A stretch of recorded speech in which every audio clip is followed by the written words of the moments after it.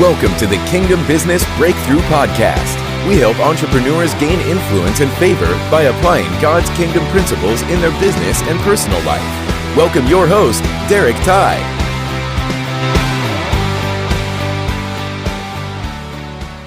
Hey guys, it's Derek Ty again here with the Kingdom Business Breakthrough Podcast. So happy to have a special guest with me today. His name is Nick Jackson. How you doing, man?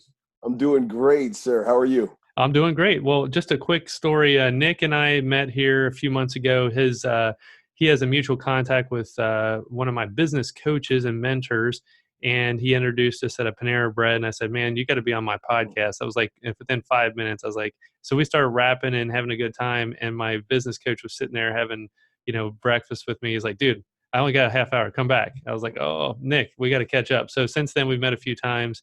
He's given me some great advice on multiple topics. Specifically, I think Nick's expertise that I think my audience would be falling in love with is he understands stages. He understands keynotes and inspirational talks. He understands how to craft a message and to really dial down into your unique brand and what you can offer the world. So, Nick, tell us a little bit about your background and tell us a little bit about your business that you currently have today. Absolutely. So background, I used to be a teacher and a football coach, but now I'm a motivational speaker and I'm also a coach and consultant. I usually don't tell this to everybody, but since this is Kingdom Entrepreneurs, I'm so honored to say what I really do. I preach the word of God in places where it's not allowed to be preached. And so I'm in public schools and in universities and businesses, and I'm taking the same tenets of the word that I learned as a child from my grandparents and my parents, and I bring those principles into the workplace. And it's been amazing. I've been able to speak to over 1 million people, and I've done some funerals for fallen soldiers, and some of those words have been put into the Smithsonian Institute. And I've done TEDx talks and judged TEDx talks and won the 2014 People's Choice Award. But I mean, like, with that being said, the best thing that I could ever say on my resume is that I follow Jesus with all I have. Yeah, we love that here, and there's two different types of Christian quote unquote businesses, right? And you and I've talked about this before, the covert and the overt operations. And I would definitely put you into the covert operations. I mean, you're not leading with that message in a religious tones way where people are that are not necessarily looking for that kind of thing. They're going to still get the message. I always tell my clients and that I coach, I always say, you got to give people what they want, then you got to give them what they need. So they're going to come to you for motivation, for inspiration, for, suicide prevention, for bullying, whatever your keynote is at the time. But then ultimately what they need is they need the presence of God in their life. They need reconciliation. They need to know that there's a creator, that they've been created for a purpose, that they're unique. So I don't want to steal any of your thunder, but I guess so kind of jumping right into it, tell us kind of what's the biggest need you see for entrepreneurs out there in this world right now? Like what are they missing? Like people like me, I'm an entrepreneur, I own multiple businesses. What is the average entrepreneur out there missing? So the number one thing that entrepreneurs are missing is trust. And you would think that they would have trust because they're taking the risk and they're doing these things. But a lot of times our trust is in our own doing. So a lot of us, we feel like if we do more, we get more. And so with this, like I trust God, but God is over there. Like God gave me the original vision, but I have to do all of these other things. And so many times the entrepreneurs that I mentor and I coach are like, okay, I got this dream, and it's sitting in my gut, and it's driving me crazy, and I want to see it to fruition. And I'm like, have you talked to God about what you should do next? And usually they're like, I mean, I got the dream. That's enough. Thank you, God. Now I got to go with it. And I'm like, okay, hold on. Let's go back to that square one. Let's go back to prayer. Let's go back to meditation. Let's go back to what it looks like. And let's build this. Let's build this beautiful thing that God has blessed you with. And so trust, that's the number one thing. So let's break that down again. So when you say the number one thing an entrepreneur is missing is trust, and you talk about an entrepreneur needing to basically do their business planning with God, what is the specific part of trust that we're talking about? Are you talking about the entrepreneur needs to trust God with the plans, or are you talking about the trust is missing between the entrepreneur and their new potential client? Like where's the trust breakdown happening there? Right. And let's be honest, it's different for every client. Okay. So each person that comes to me has a different level of trust, but usually, especially right now, with the economy the way that it is, with everything being shut down, God got the finance. This is a job, or this is a business that God has blessed you with to glorify His kingdom, and what He wants done with it will be done. Your physical being, your health, your all of this other kind of stuff. I mean, it's so interesting that there's this huge decline with social isolation in people's mental health. Like, it's crazy, especially now when we're totally isolated from our neighbors. Trust God. There's people that are sick around you. Trust God. You're losing business. Trust God. When you're putting your plans together and making sure your deals are where your goals are supposed to be, and you don't know how you're necessarily going to make it, trust God. I mean, I can go on and on and on about different places where we need to trust God. And in every interaction, there's a different level of trust dissonance. Okay, so just to be clear for the entrepreneurs out there, so what you're saying is the true gap for success for an entrepreneur is that they're not implementing the trust fall basically with God, right? They're not just saying, "Hey, God, this is all yours.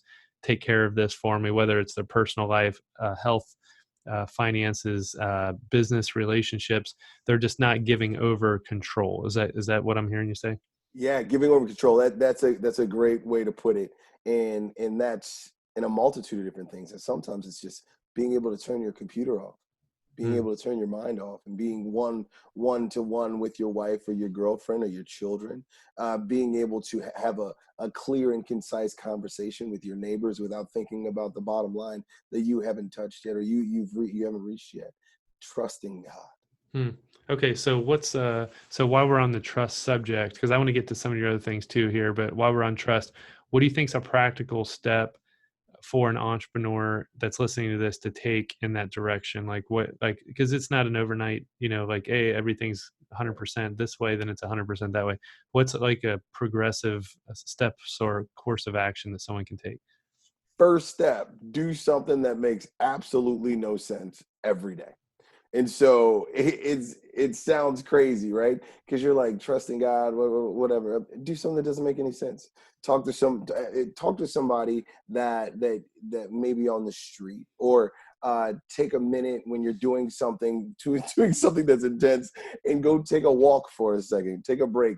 A brain break is probably the best one I could say. A lot of times when we're pushing forward and we have deadlines, we want to rush and get it done. We want to make sure we have everything done, and we want to check it twice and make sure everything is great. Trust someone else. Get it to a point and say, I'm going to give you an opportunity. One of the biggest things that I do for trust is I also mentor and I train young people on how to tell their stories. And there's multiple of them that have absolutely no idea how to do so. And a lot of times I've given them the microphone before they were ready. And I've allowed them to see God work within them because I trust on that level. So Hmm. do things like that where you're mentoring, you're building into someone else, not necessarily for them to work for you or for you to have any ownership on the knowledge that you've given them, but just to bless them. That's good. All right, so what's the next step then? So after you trust, right? So let's say for me in my business, if I'm coaching an individual that is to a point where they're rocking and rolling, they're doing well, I always challenge them to do less. So Okay. once you get to a certain point, do less. Start allowing other people to do more. Invite other people to do more. Because the goal is, if you die tomorrow, who's going to echo the voice that God has put in you? And so there's going to be a level of knowledge that you're going to die with, and that's a daggone shame. So share. So once you trust and you do something that's allowing someone else to take that reign, do even less. Allow them to do even more. Well, it's funny because you brought up kind of a memory of my past. So at one point, I got involved with a multi-level marketing company years and years ago, and they taught me a valuable lesson. I wasted a ton of money. I never made any money. It was like I got sucked in by one of these, great talking salespeople. But I try to use everything in my life as a learning experience. And actually, I did learn a lot from this relationship marketing company.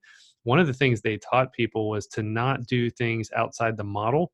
So what would happen is people would get all turned on. Oh, I'm going to sell 1 million of these products. I'm going to take out a radio ad. I'm going to put a billboard on 275. I'm going to drive around with the stickers all over my car. But those weren't things that were in the model. It was like, hey, just go talk to these 5 people in your core, tell them this specific message, sit them down and give them this specific product. It was like they had outlined it so that any person could replicate the model. So what would happen though is the entrepreneurial people would be like, I can do this better. I can get more creative. I can. Right. So what you're saying though makes perfect sense. Is we tend to, I think we like what the step I just wrote down that you said was to challenge people to do less. And I would say to even more further refine that is have them stick to a specific teaching or specific rules or specific structure that you set up for them to say, you can really succeed within this context. You don't have to go crazy creative, crazy extra work. Oh, I'm going to work double the hours. I'm going to do all these. I think when you encourage someone to do less, you say, listen, God's going to make up this extra part of what I'm teaching you to do. And I'm giving you a system that you can fall into. It just reminds me of those days in that multi-level marketing, because I wanted to go out and recreate the whole system. And the only people that ever made any money in that system were the people that literally followed the system. So I don't know if parallels, and at least the parallels for me. I don't know if that parallels for you or not. Do you mind if I jump in on that real Yeah, quick? sure, man. Go for it. So I was at this coaching camp. One of the certifications I've received is through 5 Capitals, and they do a thing out on the beach. And so I'm on the beach with all these other coaches. And while I'm out there, one of the guys tells me that he used to do a mid-level marketing sort multi-level of thing, marketing, multi-level, marketing thing, where you go to people on the beach and you encourage them to come into, I think it was like Blue Green, which was, I probably shouldn't say the name of the company, but it was some sort of like resort company, and they wanted people to come into the resort. Now, in that situation, he was like, I'm a good looking guy. I'm a model. I knew I was going to make a bunch of money. And I get this script, and I have to read the script over and over and over. And it was horrible. I made no contacts. I made no connections. But the people who were great at reading scripts, they got a whole bunch of people to come in. And I ended up throwing the script away, and I ended up making a lot of friends, but I made no money. Yep. And I was like, wow, that's really interesting. It's the same idea, right? Absolutely. Yeah. I was just, when you were saying it, reminded me of that. Well, and I think too, even like as a coach, I've done coaching for 16 years, and the more I've stuck to a system and taken myself out of the equation as the coach, like the expert, the guru, whatever, and I've just stuck to asking great questions through a script, those are the people I think I've had the most breakthrough with. Would you agree with that? Absolutely. You kind of have to let the system do the heavy lifting, is the way I say it. Which is so funny because I'm not a systems guy. Yeah. That is not my jam. I'm definitely a motivator, and I love to bring to fruition what God has created. And so many times, God's system is something that we have to be patient and wait for. It's not something we necessarily obtain or control. I think that's a good point. I mean, I think too, like God does give us all unique gifts and abilities, and we have to play within our strengths. But at the same time, there is a structure to things. God is a structured God. He's set up order, and He's set up discipline. He's set up laws. And, the more we kind of try to bounce outside those, as we see what our society does, is we kind of go past the limits of where God's put us in. I think we see the most disorder and the most problems occur when we step outside those things that God's set up for us. Would you agree with that? Yeah. It's so interesting, right? Because there's the Peter and the Paul mindset. Like Peter didn't write anything down. He was cutting people's ears. He was crazy. I mean, he put his jacket on and jumped in the water to go swim towards Jesus. It makes no sense. But I mean, like in this situation, there is a certain love and a certain respect for the Peters in the world. Now, Paul was totally different. And when Paul was locked up and he was writing letters, he had a system of people who took his letters to the next person. And he would actually tell the people that were going to read the message to respect the ones who delivered the message as much as you respect me. I mean, like it was all the system. And it's so interesting to see how differently we apostolize and we build these businesses of God. It's And both great. of them, have been successful, right? I mean, Yeah, Peter kind of built the right. Catholic Church, and Paul wrote most of the New Testament. So, Mhm. okay, so we've got steps on giving God control. One was doing something that makes no sense every day, relinquishing some kind of control, doing brain exercises, trusting someone else to do something for you, then challenging them to do less with the system. What would be another step in that direction? So the probably the biggest one about entrepreneurship, and this one really touches deep because we talk about this often. This is seeing God in yourself. So many times and also recognizing God in all of your clients and all of your workers. um it's difficult when I'm dealing with a want-to-be entrepreneur. So this is a person who's working at another place, who's waiting for a certain time to start doing what they feel called to do. So they're Mhm. doing what they have to do before they're doing what they're called to do. And usually they see this thing that they're fighting for, and they're like, God gave me this. But also they sometimes fail to recognize that God also gave you. Like, God made you special. God called you to above and not beneath, the head and not the tail. And I need you to know, when you walk in the confidence of Christ. The blood of Christ is what you're worth. And a lot of times I see people looking at being an entrepreneur or doing these things as a representation, or having money as a representation of how much God loves them.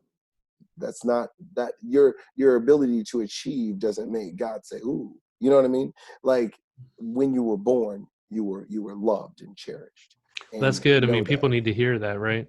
So there's no amount of works that someone's going to achieve that's going to make God love them any more than they do right now. Right. Yeah. With God loving you, though, that doesn't mean that you love you. Yeah, right. Then God loves you no matter what. Yeah. Right. So we do need to achieve some self-love. That, I mean, I know that's probably something I beat myself up on all the time. Mhm. So moving from trusting God and giving him control of your business to, let's say that there's some entrepreneurs out there, just to transition a little bit, that want to do things like you do. They want to get on stages. They want to develop a signature talk. They want to be a TED Talk guy. They want to, maybe even they just want something where they can have like a consistent message in their marketing that points people to what they want to do. So, there's a million different kinds of businesses out there. So what would be a way for someone to kind of structure a kind of a signature talk, or some kind of a hook, or some, I mean, you lead this part, like what's the way someone can make a transition from, I have this great business thing, how do I get it out to the people that need it the most? Well, so this is like a multi-tiered question. So my first answer is brand yourself. Like, Hmm. know you, know what the business is, know what the market is asking for. Brand, know what you're going to be giving to the world, and know who's giving it. Know who you are and what you're doing. That right there is key. I was actually sitting on the plane with a lady just not too long ago, coming back from a speech, and she was talking about selling pharmaceuticals, and I was like, so do you ever get nervous? And she was like, absolutely not. I know my drug better than the doctors and the nurses do. I know this drug. I study it. I love it. I don't sell other drugs. This is my thing. And you need to have that when you walk in. Another thing about just getting started is enjoy the idea. I mean, so many times we'll bring an idea, we'll propose it, pitch it to our friends, and they'll be like, well, that's dumb, that doesn't work. And then we'll throw it in the trash. Every idea that I get is an absolute gift. I have multiple notebooks filled with ideas, and just I turn my ideas, I tell jokes and stories. I do a multi-tiered, multi-level engagement from stage, and then also one-on-one. As you can tell, when we're doing these video chats, I'm also very energetic. I'm engaged. I'm engaging in the moment. And sometimes we miss that. We get into production, we get into bottom lines, we get into, paying people, not paying people, get worried about taxes, and we lose the energy that excitement brings with a great idea. And so those are the first two things. Okay, got it. So just to recap here, we've got, I know my product better than anyone. I am branding myself to know what the market is asking for. And then I need to love my idea. and then stay energetic and engaged when I'm pitching it basically and producing it. Is that a good summary? Make sure love yourself is in there. Make sure love yourself, love what you bring to the table is as important, because all of the issues that you have with you are going to come out in your business. Very Right. similar to a relationship. Yeah, This is a deep I have one. another mentor that says you have to have a healed heart before you can really serve others. And I think it's a good point. Like, if you're coming from a place of brokenness personally, like you've gone through tragedy, and then you never recovered, you've got some kind of sickness in the family, you've got some kind of relationship brokenness, abuse, neglect, victimhood, there's some deep, deep thing you're still processing. It's going to be really hard for you to serve others at a high level until you've dealt with that and kind of made some healing restitution in your life before you can start serving others at a high level. Yeah. And it's interesting because you said deal with that. A lot of times what I do is I make counselors look very cool. A lot of people come to me and they need extra help with mental health. And Hmm. almost every person that I coach has dealt with one of the things that you just talked about. And so a lot of times we're like, get over it or pray about it or let it go. But sometimes we need to talk to our pastors and preachers. That's what they're there for when they have hours. Sometimes we need to talk to our spiritual counselors, and other times we need to talk to our clinical counselors. And there's a stigma against it when you're doing well in business. There's a stigma against asking for help. And I think that's something that in the world doesn't make sense. But one of the crazy things that you definitely should do, so many people that ask me to coach them really are asking for a friend. Yeah, I get that. And I think that's important to set up. You got to have kind of, another mentor of mine talks about having like a Paul in their life, where it's kind of like that wisdom guy. He's the kind of the seer of kind of the future with you and helps you, guide you. Then you have like a Timothy in your life that you're trying to train and that you're trying to help and grow. And you're basically, he's like a mentee and you're the mentor. And then you have to have like a friend in your life who's just a peer level with you that you can just bounce ideas off of, and you basically are just in the fight with, so to speak. And then you have the last piece is around you is someone you're proselytizing to. Is that the right word? Where you're evangelizing to, you're trying to win to the kingdom. So you've got these four kind of, at least in my life, men. I have those in my head right now of people that Mm, are kind of the mentor, the mentee, the person in the battle with me, and a person I'm trying to bring to the kingdom. And those are the four guys I kind of am going to spend the most time around, and they all serve a different purpose, and I'm serving a different purpose in their life too. absolutely. Yeah. So anyway, that's a whole nother sidebar. But okay, so let's talk about kind of this TED Talk, signature talk. I know a lot of, that's one thing you're really known for, and you've been all over the world. You've talked to a million people. You've got the TED experience. So let's kind of hack through that a little bit on what are some ways that people can understand the signature talks, and should they have 10 different speeches for 10 different moments, or should they have like one core talk? Then that's pretty much what they do. Kind of, you and I have talked about this for me personally, but kind of give the listening audience out there some tips and strategy around that. Yeah, absolutely. So the easiest way that I could tell you how to put together a presentation is to know your audience before you get to see your audience. You want to interview whoever's hiring you to make sure you have the key points hit that they need. Then outside of that, I have a million different speeches for a million different audiences. Some of the speeches are very similar because the stories that I'm telling are similar, and where we're going at the end is always very similar. But how we get there is always different depending upon who your audience is. So for the TED audience, you want to hit them in the face really quickly with something funny and something factual. Very quick, very fast. And when you do that funny factual as they're laughing, you're transitioning into further information. So you can go funny first, then go factual, or go factual and then go funny. But those two things need to be in the very beginning. I'm talking. This is the stanza. This is the beginning to set the whole speech up. So you're funny, and make sure your facts are right, and make sure they're phenomenal. A lot of times you can make a very poor joke and it still goes over well. You can't give bad facts. Let's try really hard not to do that. Then once you get into your information, know that you're not speaking to you right now. you're speaking to the you that didn't know what you know. So you have to find a way to speak to you before the information that you currently have, right? You speak to the younger you. Before the breakthrough. Yeah, before the breakthrough you might not have even known that you've needed this breakthrough. So sometimes in a TED Talk, you want to sell why it was even important for you to have this breakthrough. Then make your information concise, make it quick, make it repetitive, and then end where you started. Back to facts or funny. That simple. So is this a formula you picked up from somebody, you developed yourself? Like, kind of what's the genesis behind this? So this is one I developed myself.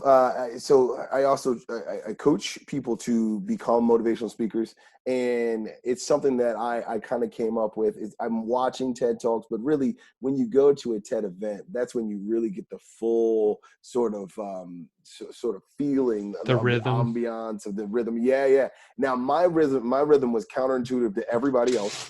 I was out there with like people who were doing stuff at NASA and all this other kind of stuff. And I made a joke about it immediately, and it was hilarious, right? And then I challenged the audience, which people usually never do from the TED stage, and they absolutely ate it up. And so the only negative word I got was I stayed to the time. So everybody else, they went over time, but as a professional speaker, somebody says 5 minutes is 5 minutes, right? And so you get as much done in 5 minutes. You have an internal clock that tells you this is when I stop, because you do this for a living. You're a professional. And so Yes. everybody else went over it. So they got mad at me. Hey, can you send me a link to that talk that I can maybe link in the show notes or something? Oh, It might be kind of absolutely. fun. Or if it's on your website, we can just give your website out there too. Yeah, Nick at nickjacksonspeaks.com is my email, and nickjacksonspeaks.com is my website, and my Twitter handle is the Nick Jackson. So if you'd ever like to get in touch with me, I would love to connect with you. And then we also have a youth brand called Speakers of Love, and all of our stuff is I Am Speak Love on all our social media handles. So who's your, so it sounds like you have a couple different, let's say, personas or brands out there. One is you're helping to coach business owners, entrepreneurs, speakers. Then you also are direct to the consumer basically through the stages. How are you getting on stages? Because I think a lot of people that might be listening to this be like, Nick, that's awesome. Okay, I have the best message in the world now. I have the best product in the world now. How do I actually get on a stage and deliver this? Yeah, and it's so funny that you said that, because there's multiple different types of stages. And the Yes. first stage that you have is whoever's in front of you. Mm-hmm. I started speaking to my little brother. He was a captive audience, and right before that, I'm sure I spoke to my stuffed animals. And I was a person that had messages, and I wanted to deliver those messages in the best way. Now, for me personally, I was blessed. I was involved with an organization called Fellowship of Christian Athletes, and I was also involved with Crossroads Church and the Vineyard Church. And by doing those things, I was discovered, I guess you would say, by Chris Collinsworth. And then Chris Collinsworth gave me an opportunity to meet Anthony Munoz and the Castellini family. And my first speech was, I think, at Tangeman Hall for the Underground Railroad Museum Center, and it was about 1,000 people. And then my second speech was about 6,000 people for Anthony Munoz's leadership seminar. And it was just such a blessing to go from speaking at Bible studies and doing Fellowship of Christian Athletes stuff, and then from there, word of mouth has really helped out exponentially. Just doing work, and I really don't market myself that much. Even in my coaching, people know what I do, and it's just an honor. I really try to be a humble servant of the Lord, and I do some reaching out where I'm calling folks or sending emails about there's a conference coming up. Like I did the Texas Association of Secondary School Principals, and I did the Ed Rising National Conference. I keynoted that, and I did the same thing in Florida. And I've been able to speak on multiple stages all over the country, and even in South Africa and other places. It's been great. And the thing that I do is I submit to the Lord on stage, and a lot of times the word of mouth goes from there. That's awesome, man. Well, I think this is some very practical steps for people as they're wanting to not only develop their key talk, but get on stages, learning who their who is, and kind of loving themselves. Is there anything that we should have talked about today that I didn't ask you about that we should, kind of cover before we end today? Absolutely. Everyone's a motivational speaker. So a lot of times we don't recognize it, but we're all motivational speakers. And sometimes we need training in our confidence on how to step into this sphere of life. So every time you are speaking in public, every time you speak to your kids, every time you speak to your wife, you are motivating and influencing with everything you do. So your Instagram is a representation of who you are as a person. Your clothes are a representation, your car, the way you speak, all of this is a representation of you. And if anybody wants coaching in this sphere of life, being more confident in speaking influentially, let me know. Yeah, so people can reach out to you at nick@nickjacksonspeaks.com. They can also go to the website nickjacksonspeaks.com. Do you have anything that they could grab off of that site that'd be of value for them right away to kind of add some value to the listeners today? Just the empowerment. When you go and you watch the videos, you'll see how empowering it is. It's so important for you to recognize the God within you, and that's what I do. I mean, really, with every second of my day, I show people who God says they are. And is this free on your website to get that? Oh yeah, it's involved in all my content. I mean, it's a steady theme throughout all of our stuff and our social media and everything. This is just a blanket "you are wonderful" type statement. So I guess I'd like for people to be able to go out and grab some value right away. And then if you guys want to go deeper with Nick, I've had several conversations with him, on the phone and in person. He's the real deal. He does what he says he's going to do. He's helped me with my first keynote that I had to deliver. I had the opportunity to deliver, and it was pretty awesome. So he gave me some good coaching on that too. So I encourage you, if you're an entrepreneur out there, you're thinking about, you got this message, everyone should have a message, so you want to get out there. And I would highly encourage you to connect with Nick, follow his stuff here. And I think you're going to be, I know you're going to be blessed by that. So Nick, I really appreciate you being on the show today, and definitely want to stay in touch with you here. Yeah, absolutely. I really appreciate you. Thank you so much for having me. And I'm so excited to see what's going to happen from this. Yes, both of me personally, I'm excited about my own affiliation with you. I'm excited about what's going to happen in your career, and then I'm also excited about what you're going to do in other people's lives. So thank you for being on this. Thank you. Thank you. God bless you. All right, thank you, man. Thanks for listening to the Kingdom Business Breakthrough Podcast. For more resources to help you grow as a kingdom entrepreneur, go to kingdombusinessbreakthrough.com. If this podcast has impacted you, be sure to subscribe and share with a friend. He was and is to come, the Savior, Redeemer, the Father, the Son. 'Cause the Spirit is on me, a fire within, Creator, sustain, beginning.